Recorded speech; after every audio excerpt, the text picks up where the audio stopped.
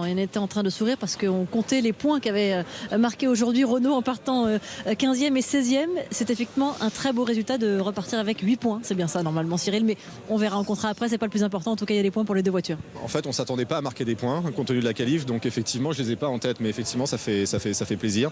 La qualif était clairement ratée, c'était un mauvais résultat, un mauvais rythme qui avait en plus été dégradé par le fait qu'on a eu des problèmes sur les deux voitures, des problèmes différents, hydraulique sur l'une et puis suspension sur l'autre.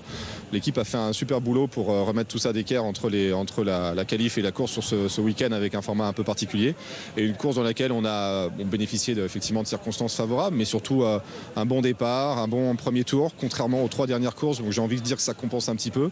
Bonne stratégie et la voiture était vraiment dans le rythme, on l'a vu, et puis les pilotes qui ont une classe extraordinaire. Moi je suis une fierté extraordinaire sur mes pilotes entre guillemets, sur les pilotes de Renault. C'est beau de le voir, on a envie de leur donner mieux pour qu'ils puissent le montrer à tout le monde. Loïc.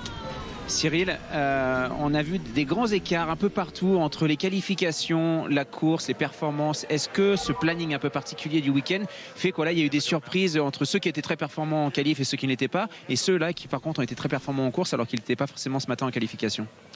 Suzuka, c'est quand même un tracé sur lequel il est toujours difficile de mettre tout ensemble, d'une part. En plus, c'est des conditions pas faciles, beaucoup de vent, sur des aéros extrêmement sensibles. Nous, je pense qu'on est encore plus pénalisé par le fait qu'on a des problèmes de caractéristiques aéro, de stabilité sur notre aile à l'avant, sur lequel on travaille beaucoup. On a fait un petit step ce week-end, mais c'est pas énorme.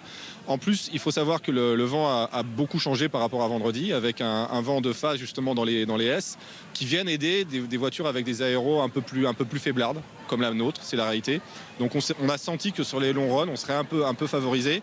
On pensait l'être aussi en qualif, mais ça n'a pas été le cas. On doit comprendre pourquoi en qualif on était si peu compétitif aujourd'hui, au-delà de nos problèmes de fiabilité. Et qu'est-ce que l'on peut attendre de Renault pour les 4 derniers Grands Prix? On a encore 2-3 petits développements, mais c'est des toutes petites choses. Clairement, maintenant, en soufflerie, c'est concentré sur 2020, voire même assez tôt, on va se pencher sur 2021 dès que le règlement va être confirmé, parce que nous, le gros match se joue en 2021. Ça semble loin, mais c'est aujourd'hui que 2021 se joue positivement ou pas. Donc, je pense qu'on va encore jouer un peu au chat et la souris avec les équipes autour de nous. Au point, on voit bien quand même que McLaren est devant, a une meilleure voiture. Donc je pense que sauf des circonstances extrêmement favorables, ça va être difficile. Mais à l'image de nos pilotes et de notre équipe qui ne s'est pas démoralisée entre la qualif et la course, on va se battre jusqu'à Abu Dhabi. Merci beaucoup Cyril. Merci Cyril, bravo.